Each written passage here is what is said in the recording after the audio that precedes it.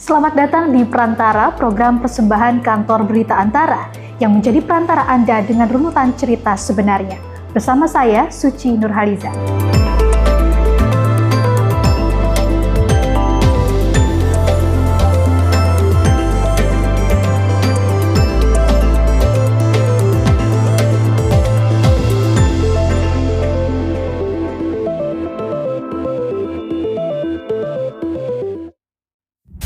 Pemirsa Perantara, kasus pembunuhan yang dilakukan Gregorius Ronald Tanur terhadap kekasihnya Dini Sera Afriyanti semakin melebar dan memunculkan banyak fakta baru yang bikin geleng-geleng kepala. Dugaan adanya mafia peradilan terungkap setelah tim penyidik Kejaksaan Agung menangkap mantan pejabat Mahkamah Agung Zarof Richard pada 24 Oktober 2024.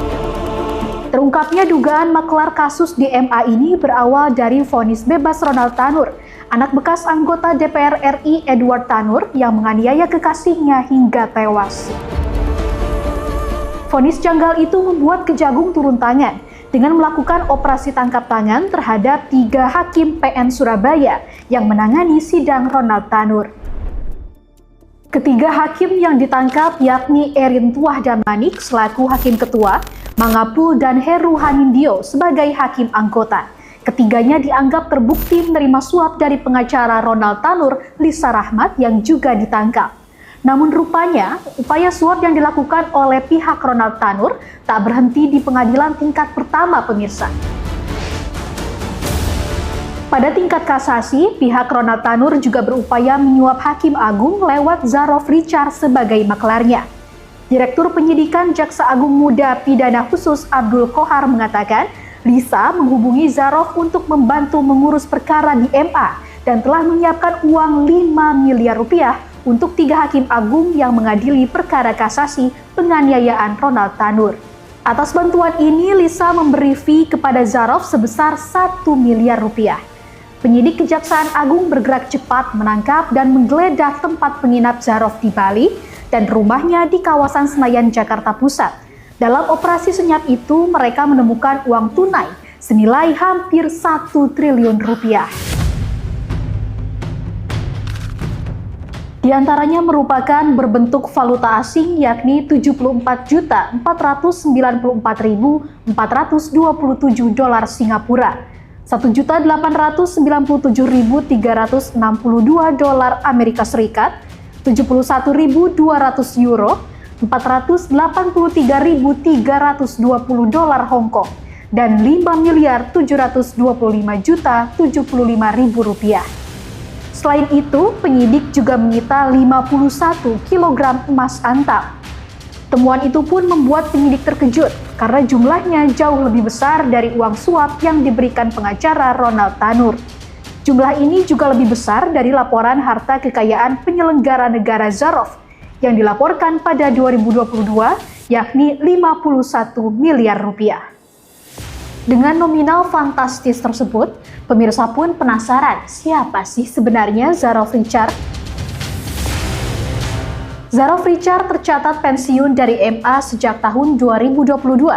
Selama mengabdi di MA, ia pernah memegang sejumlah jabatan penting, termasuk sebagai pejabat eselon 2 di Direktorat Jenderal Badan Peradilan Umum MA yang tugasnya mengurus mutasi dan promosi hakim. Ia juga pernah menjabat sebagai Kepala Badan Penelitian, Pengembangan dan Pendidikan dan Pelatihan Hukum dan Peradilan MA. Selain itu, Zarof pernah menjabat pelaksana tugas Dirjen Badilu. Di luar tugasnya sebagai pegawai MA, Zarof juga pernah menjabat sebagai Wakil Ketua Komite Etik PSSI pada tahun 2017.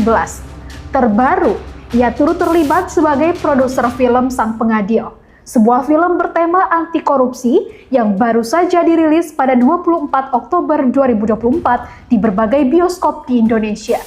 Wah, gimana nih pemirsa? Masa produser film anti korupsi malah korupsi?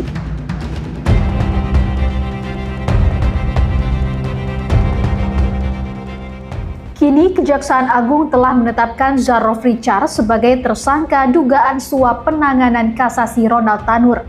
Kejagung juga masih menelusuri sumber gratifikasi ex-pejabat Mahkamah Agung tersebut karena Zarov masih bungkam soal asal-usul uang senilai 920 miliar dan 51 kg emas yang ditemukan di rumahnya. Penyidik tengah mendalami kemungkinan harta yang dimiliki Zarov berasal dari suap atau gratifikasi terkait pengurusan perkara lain.